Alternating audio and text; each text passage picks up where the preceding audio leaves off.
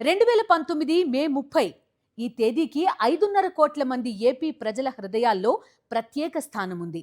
ఎందుకంటే అది వైఎస్ జగన్మోహన్ రెడ్డి ఆంధ్రప్రదేశ్ ముఖ్యమంత్రిగా ప్రమాణ స్వీకారం చేసిన రోజు. నిన్నటి కన్నా నేడు బాగుంటే దాన్ని అభివృద్ధి అంటారు. రేపటి రోజుపై ఉన్న భయాన్ని నేడే తీసేస్తే దాన్ని విజన్ అంటారు. నేడు రేపు కాదు, భవిష్యత్ మొత్తానికి బంగారు బాట వేస్తే దాన్నే జగన్మోహన్ రెడ్డి పాలన అంటారు. కరోనా రక్కసి వణికించినా అదరలేదు. సంస్కరణల పేరుతో తమ నడ్డి విరిచిన పాలకులను చూసి చూసి వేసారిన ప్రజల కోసం సంక్షేమంలోనే సంస్కరణలు తెచ్చారు. దార్శనికత అన్న పదానికి తన పాలనతో అద్భుతమైన నిర్వచనం ఇచ్చారు. ఒకవైపు విద్యా వైద్య రంగాల్లో అద్భుతమైన సంస్కరణలు, మరోవైపు పెట్టుబడుల వెల్లువ, ఇంకోవైపు లక్షల ఉద్యోగాల కల్పన, మరోపక్క ప్రజల ఇంటికే నడిచొచ్చిన ప్రభుత్వ పాలన. సంక్షేమాన్ని, అభివృద్ధిని జోడుగుర్రాలుగా చేసుకుని ప్రగతి పథం వైపు ఏపీని పరుగులు పెట్టించారు వైఎస్ జగన్మోహన్ రెడ్డి. పాలకులకు ప్రజలకు మధ్య ఏర్పడిన దూరాన్ని చెరిపేసి జనరంజక పాలనకు ఆంధ్రప్రదేశ్ని వేదిక చేశారు. దేశమంతా ఏపీ వైపు చూసి అబ్బురపడేలా చేశారు. దీనిపైనే ఇవాల్టి మ్యాగజైన్ స్టోరీ.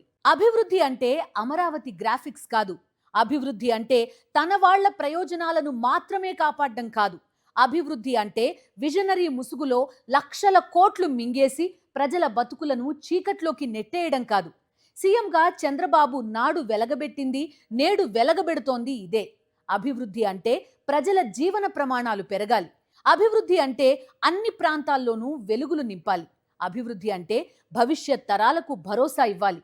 అభివృద్ధి అంటే పెట్టుబడులకు స్వర్గధామంగా ఉనికిని చాటుకోవాలి. తన 5 ఏళ్ల పాలనలో వైఎస్ జగన్మోహన్ రెడ్డి ఇది చేసి చూపించారు. ప్రజారంజక పాలన మీద జగన్ ఎంత బలమైన ముద్ర వేశారంటే, నాడు జగన్ తీసుకొచ్చిన పెట్టుబడులు, కంపెనీలు, పథకాలను నేడు నిస్సిగ్గుగా తమ ఖాతాలో వేస్తూ క్రెడిట్ చోరీ చేస్తోంది పచ్చముఠా. 2019 మే 30 ఆంధ్రప్రదేశ్ భవిష్యత్తుకి అభయం దొరికిన రోజు. జగనన్న జగనన్న జనమంతా నీ వెంటే, జగనన్న జగనన్న జగమంతా. ఆంధ్రప్రదేశ్ ముఖ్యమంత్రిగా వైఎస్ జగన్మోహన్ రెడ్డి ప్రమాణ స్వీకారం చేసిన రోజు.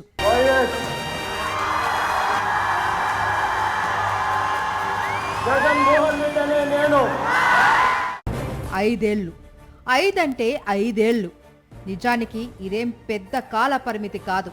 కానీ ఆంధ్రప్రదేశ్కి సంబంధించి మాత్రం 2019 నుంచి 2024 వరకు 5 ఏళ్ల కాలం మాత్రం అత్యంత విలువైంది, అమూల్యమైంది. ఎందుకంటే ఈ 5 ఏళ్లు ఏపీని పాలించింది వైఎస్ జగన్మోహన్ రెడ్డి. జగనన్న జనులంతా నీతోటి, రాజన్నకు ప్రతిరూపం, రాష్ట్రానికి నువ్వు.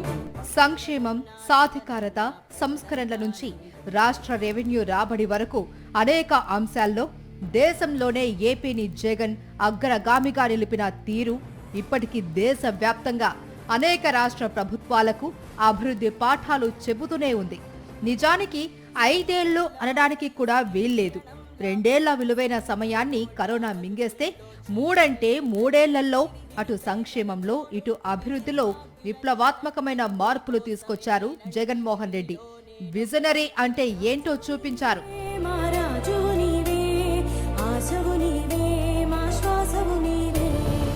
దేశం మొత్తం అబ్బురపడుతూ ఏపీ వైపు చూస్తూ సభాష్ అనేలా చేశారు. మేనిఫెస్టోనే వైఎస్ఆర్సీపీకి భగవద్గీత, బైబిల్, ఖురాన్ అని ప్రకటించడమే కాదు, తన పాలనలో ఆచరించి చూపించిన ఏకైక నాయకుడు, పాలకుడు జగన్మోహన్ రెడ్డి.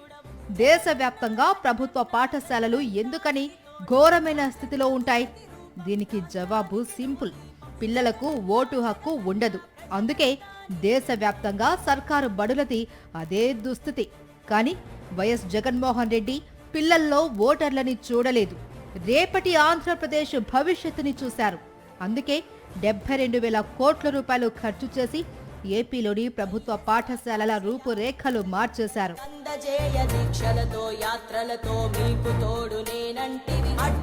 ఏపీలోని సర్కారు బడుల్లో చదువుకుంటున్న లక్షల మంది నిరుపేద విద్యార్థులు భవిష్యత్తులో ప్రపంచంలోని టాప్ యూనివర్సిటీల్లో సీట్లు సంపాదించడానికి కావాల్సిన ఆంగ్ల భాషా నైపుణ్యాలను మెరుగుపరుచుకునే స్థాయిలో సంస్కరణలు తీసుకొచ్చారు జగన్మోహన్ రెడ్డి. ఐక్యరాజ్య సమితిలో ఏపీ ప్రభుత్వ పాఠశాలల విద్యార్థులు మాట్లాడతారు అని ఎవరైనా కనీసం కలలోనైనా ఊహించారా? జగన్ అది నిజం చేసి చూపించారు. వైద్య రంగంలో జగన్ ప్రభుత్వం తీసుకొచ్చిన సంస్కరణలు సాధారణమైనవి కావు. వైద్య శాఖలో స్పెషలిస్టు వైద్యుల నుంచి నర్సుల వరకు ఎక్కడా ఖాళీలు లేకుండా జగన్మోహన్ రెడ్డి నియామకాలు పూర్తి చేశారు. 53,000 మంది వైద్యులను, వైద్య సిబ్బందిని నియమించారు. రాష్ట్ర వ్యాప్తంగా వైద్య శాఖలలో ఖాళీల భర్తీకి ప్రత్యేకంగా మెడికల్ రిక్రూట్మెంట్ బోర్డుని ప్రారంభించి ఎప్పటి ఖాళీలను అప్పుడే భర్తీ చేసేలా చర్యలు తీసుకున్నారు.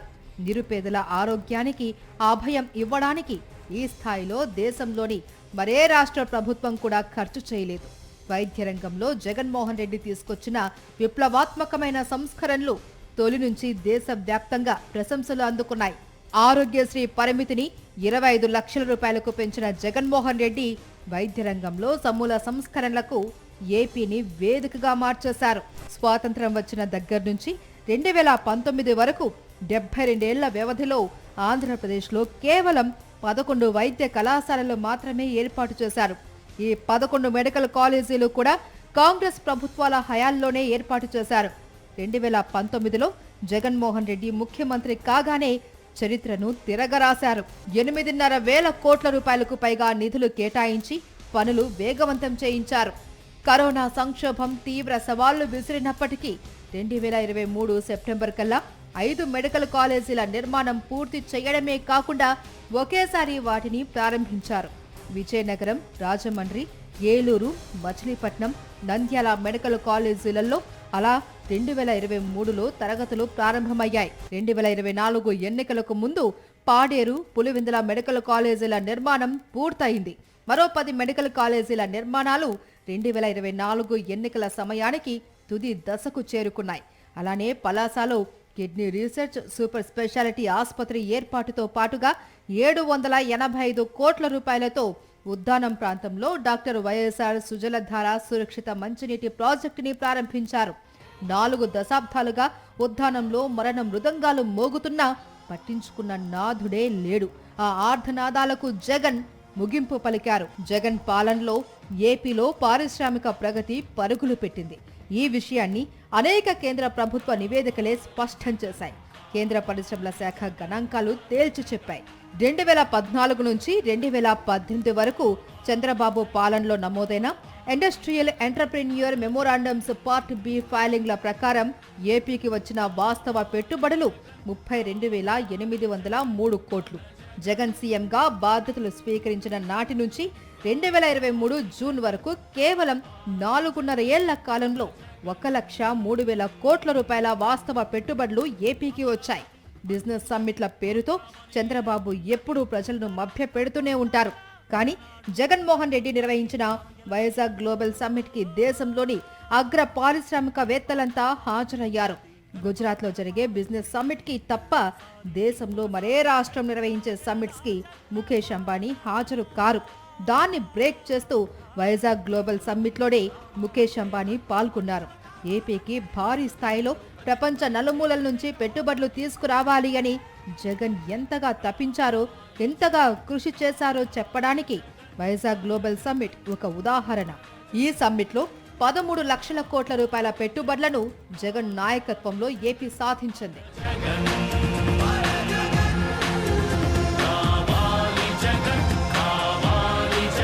పాలన పారదర్శకంగా ఉండాలి. సంక్షేమ పథకాలు లబ్ధిదారులందరికీ అందాలి. లోటుపాట్లు ప్రభుత్వానికి తెలియాలి. పథకాల వివరాలు ప్రజలందరికీ తెలియాలి. ప్రభుత్వానికి ప్రజలకు మధ్య సేవాభావంతో కూడిన వారధి ఉండాలి. సంధానకర్తలు ఉండాలి. వీటన్నింటికీ జగన్మోహన్ రెడ్డి చూపించిన అద్భుతమైన పరిష్కారం గ్రామ, వార్డు సచివాలయాలు. ఆ సచివాలయాలకు ప్రజలకు మధ్య అనుసంధానంగా ఏర్పడిందే వాలంటీర్ వ్యవస్థ. ప్రభుత్వం నుంచి అందే సహాయం, సంక్షేమ పథకాలు, సేవలు ఇవన్నీ ఎలాంటి మధ్య దళారుల అవసరం లేకుండా, అవినీతికి ఏమాత్రం ఆస్కారం లేకుండా 5.5 కోట్ల మంది ప్రజలకు అందడం అంటే అది నిజంగా అద్భుతం. గ్రామ, వార్డు సచివాలయాలు పాలనను ప్రజల ముంగిటికి తెచ్చాయి. సంక్షేమ పథకాలు, ఆ సంక్షేమ పథకాల్లోనే సంస్కరణలు, మరోవైపు సంక్షేమానికి పోటీగా అభివృద్ధి. ఒక్క ముక్కలో చెప్పాలంటే 2019 నుంచి 2024 మధ్య 5 ఏళ్ల జగన్ పాలనలో ఏపీ వెలిగిపోయింది. ఆ 5 ఏళ్లు ఆంధ్రప్రదేశ్కి స్వర్ణయుగం.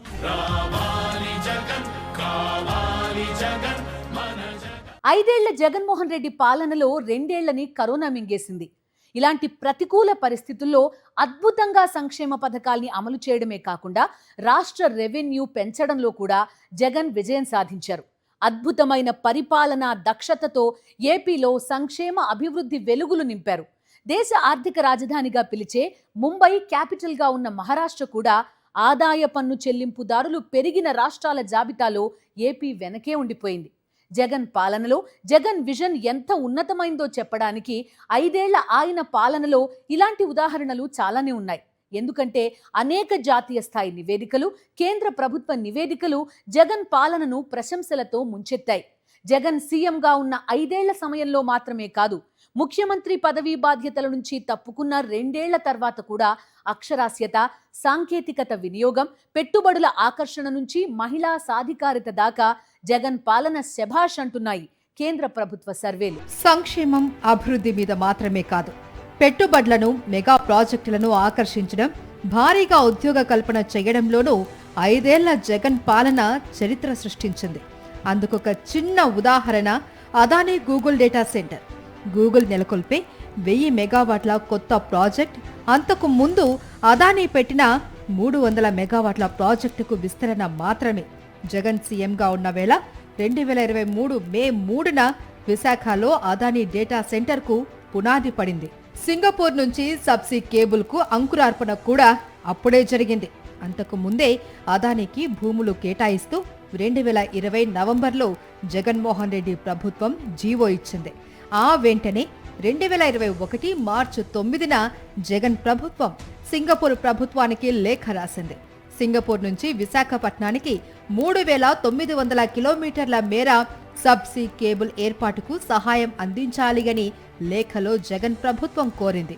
ఆ కారిడార్ క్రియేట్ చేస్తే డేటా విశాఖకు చేరుతుంది. అయితే అదానీ పేరు బయటకు వస్తే గూగుల్ డేటా సెంటర్ ఏర్పాటు వెనుక జగన్ ప్రభుత్వం చేసిన కృషి బయట పడుతుందని చంద్రబాబు ప్రభుత్వం అసలు అదానీ పేరు కూడా ప్రస్తావించలేదు. వైజాగ్కి గూగుల్ డేటా సెంటర్ వచ్చేసింది, మేము తెచ్చేశాము అంటూ క్రెడిట్ చోరీ చేసి పారేశారు. అయితే వైజాగ్ సిఐఐ సమ్మిట్లోనే చంద్రబాబు క్రెడిట్ చోరీని బట్టబయలు చేశారు Adani group MD Karan Adani. CM Chandrababu, మంత్రి నారా లోకేష్, ఏపీ గవర్నర్ అబ్దుల్ నజీర్, కేంద్ర మంత్రి పీయూష్ గోయల్, సిఐఐ ప్రతినిధుల సమక్షంలోనే విశాఖలో 87,000 కోట్లతో డేటా సెంటర్కి అదానీ గ్రూప్ పెట్టుబడి పెట్టిన విషయాన్ని అదానీ వెల్లడించారు. దీంతో Google data centre YS Jagan ప్రభుత్వ హయాంలో శంకుస్థాపన చేసిన అదానీ డేటా సెంటర్కి కొనసాగింపేనని తేలిపోయింది. ఇక భోగాపురం ఎయిర్పోర్టు విషయంలోనూ అంతే. స్థల సేకరణ నుంచి కేంద్ర అనుమతులు తీసుకురావడం వరకు అంతా జగన్ హయాంలో జరిగింది. ఎయిర్పోర్టు నిర్మాణం 90% వరకు జగన్ హయాంలోనే పూర్తయింది. 2014లో అధికారంలో ఉన్న వేళ భోగాపురం ఎయిర్పోర్టు వంకతో రియల్ ఎస్టేట్ వ్యాపారం చేయాలి అని ప్రయత్నించి బోల్తా పడ్డ చంద్రబాబు ఇప్పుడు జగన్ కట్టిన భోగాపురం ఎయిర్పోర్ట్ ని తన ఖాతాలో వేసుకున్నారు. ఒకవైపు క్రెడిట్ చోరీకి పాల్పడుతూనే మరోవైపు జగన్ విజన్ తప్ప తమకు మరో దిక్కు లేదు అని తేల్చి చెబుతున్నారు.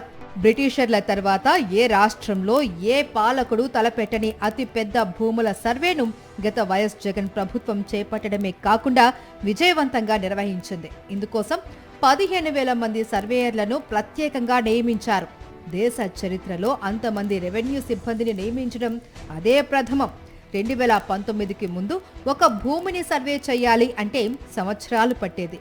ఆ సర్వే కూడా అరాకొరగా చేసేవారు. అలాంటి పరిస్థితుల్లో రాష్ట్రంలో ఉన్న ప్రతి భూమిని సర్వే చేసి భూ వివాదాలు లేకుండా చేయాలి అని వైఎస్ జగన్ తపన పడ్డారు. పైసా ఖర్చు లేకుండా 2024 ఎన్నికల నాటికి రాష్ట్రమంతా డ్రోన్ సర్వే పూర్తి చేయగా వేలాది గ్రామాలలో సర్వే అన్ని దశలు పూర్తయి డిజిటల్ రికార్డులు అందుబాటులోకి వచ్చాయి.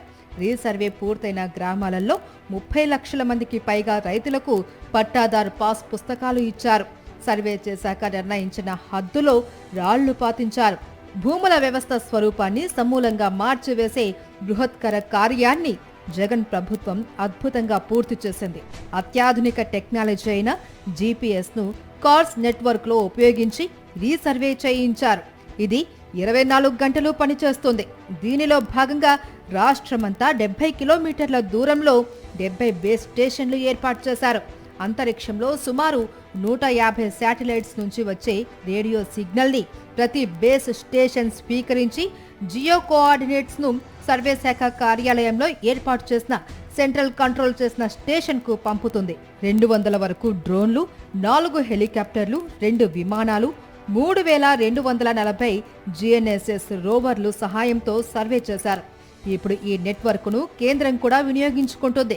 జగన్ తెచ్చిన ఈ వ్యవస్థను నేషనల్ ప్లాట్ఫామ్ కు అనుసంధానించేందుకు అంగీకరిస్తూ 2024 అక్టోబర్ 18న ఏపీ సర్వే శాఖతో సర్వే ఆఫ్ ఇండియా ఒప్పందం చేసుకుంది. ఇది రీసర్వే స్పెషాలిటీ. వివాదాలు లేకుండా పారదర్శకంగా భూములను సర్వే చేయడంతో పాటు భూ రికార్డులను అప్డేట్ చేయడం లక్ష్యంగా జగన్మోహన్ రెడ్డి చేసిన భూ రీసర్వే దేశవ్యాప్తంగా ప్రశంసలు అందుకుంది. బ్రిటిష్ పాలకుల తర్వాత దేశంలో ఇంత అద్భుతంగా అత్యాధునిక టెక్నాలజీతో భూ రీసర్వే నిర్వహించడం అన్నది జగన్మోహన్ రెడ్డి పాలనలోనే జరిగింది. దేశంలోనే 2వ అతి పొడవైన తీరరేఖ ఏపీ సొంతం. అందుకే వైఎస్ జగన్మోహన్ రెడ్డి సీఎంగా బాధ్యతలు తీసుకోగానే తీర ప్రాంతాన్ని అభివృద్ధి చేయడంపై దృష్టి పెట్టారు. 3800 కోట్ల రూపాయలతో 10 ఫిషింగ్ హార్బర్ల అభివృద్ధి చేసింది జగన్ ప్రభుత్వం. అలానే 20,000 కోట్ల రూపాయలతో రామాయపట్నం, మూలపేట, మచిలీపట్నం, కాకినాడ గేట్వే ఇలా మొత్తం 4 కొత్త పోర్టులను నిర్మించారు. 15 ఏళ్లు సీఎం పదవి వెలగబెట్టిన ఒక్క పోర్టు కూడా కట్టని చంద్రబాబు ఇప్పుడు జగన్ నిర్మించిన పోర్టులను తన ఖాతాలో వేసుకోవడమే కాదు, పెట్టుబడులు ఆకర్షించడానికి వెళ్లిన ప్రతి చోట మా దగ్గర అద్భుతమైన పోర్టులు ఉన్నాయంటూ జగన్ కష్టాన్ని తనదిగా చెప్పుకుంటున్నారు చంద్రబాబు. నమ్మించడం, వంచడం ఈ రెండింటిలో చంద్రబాబుకి ఉన్న నేర్పరితనం ఎంతో ఆంధ్రప్రదేశ్ని చూస్తే ఇట్టే అర్థమైపోతుంది. ఎన్నికల వేళ అరచేతిలో వైకుంఠం చూపించారు. గెలిపిస్తే అద్భుతాలు చేస్తామన్నారు. అధికారం అందుకోగానే అరాచక పాలన మొదలుపెట్టారు. ఆంధ్రప్రదేశ్లో అన్ని వ్యవస్థలను విధ్వంసం చేస్తూ ప్రజల మీద పగ సాధిస్తున్న రీతిలో పాలన చేస్తోంది చంద్రబాబు ప్రభుత్వం. సంక్షేమం ఊసే లేదు, అభివృద్ధి జాడలేదు, పెట్టుబడుల ప్రస్తావన లేదు. వీటికి తోడు సామాన్యులు మాత్రమే కాదు, మధ్యతరగతి, ఎగువ మధ్యతరగతి కూడా బతకలేని దారుణ పరిస్థితులకు ఏపీ వేదికగా మారుతోంది. విద్య, వైద్య, వ్యవసాయ రంగాలను లక్ష్యంగా చేసుకుని మరీ కుట్రలు పన్నుతోంది. 5 ఏళ్ల పాలనలో జగన్మోహన్ రెడ్డి అద్భుతాలు చేస్తే 2 ఏళ్లలో మహావిధ్వంసం చేసి పారేశారు చంద్రబాబు. ఇంకో 3 ఏళ్లకి ఏపీ ఎంతటి ఘోర స్థితికి చేరుకుంటుందో ఊహించుకోవడానికే భయపడుతున్నారు తెలుగు ప్రజలు. ఎన్నికల ముందు సూపర్ 6, బాబు ష్యూరిటీ, భవిష్యత్తుకు గ్యారంటీ అంటూ ఎడాపెడా హామీలు ఇచ్చారు. 3,000 నిరుద్యోగ భృతి, 20 లక్షల ఉద్యోగాలు, మహిళలకు నెలకు 1,500 ఆర్థిక సాయం వంటివి ఎన్నో చెప్పి అధికారంలోకి వచ్చాక వాటి గురించి మరిచిపోయారు. ఇప్పటి వరకు నిరుద్యోగ భృతి ఊసేలేదు. 20 లక్షల ఉద్యోగాలు సృష్టించకపోగా ఉన్న ఉద్యోగాలను కూడా పీకేశారు. అసలు ఉద్యోగాలే లేకుండా జాబ్ క్యాలెండర్ విడుదల చేసిన ఘనత చంద్రబాబుది. చంద్రబాబు పాలనలో రాష్ట్రం తీవ్ర ఆర్థిక సంక్షోభంలోకి వెళ్లిపోయింది. సంపద సృష్టిస్తాను అని మాయ మాటలు చెప్పి అధికారంలోకి వచ్చిన తర్వాత విచ్చలవిడిగా అప్పులు చేసి పారేస్తున్నారు. 2 ఏళ్లలో 3,65,000 కోట్ల రూపాయలకు పైగా అప్పులు చేశారు అంటే పరిస్థితి ఎంత ఘోరంగా ఉందో అర్థం చేసుకోవచ్చు. ఈ 2 ఏళ్లలో చంద్రబాబు చేస్తూ వచ్చిన మరో భీభత్సం క్రెడిట్ చౌర్యం. పక్క వాళ్ళ మేధస్సుని, దార్శనికతని తన ఖాతాలో వేసుకోవడం. హైదరాబాద్ని నేను డెవలప్ చేశాను అంటూ మొదలుపెట్టిన ఈ క్రెడిట్ చౌర్యం ఇప్పుడు జగన్ పథకాలను, జగన్ సంస్కరణను, జగన్ విజనరీని నిస్సిగ్గుగా చౌర్యం చేసే దాకా వచ్చేసింది. చంద్రబాబు ప్రభుత్వ అరాచక పాలనతో ఏపీలో పెట్టుబడులు పెట్టడానికే పారిశ్రామికవేత్తలు భయపడిపోతున్నారు. చివరకు తండ్రి కొడుకులు ఇద్దరు దావోస్ దాకా వెళ్లి కాళ్లా వేళ్లా పడ్డా ₹1 పెట్టుబడి ఏపీకి రాలేదు.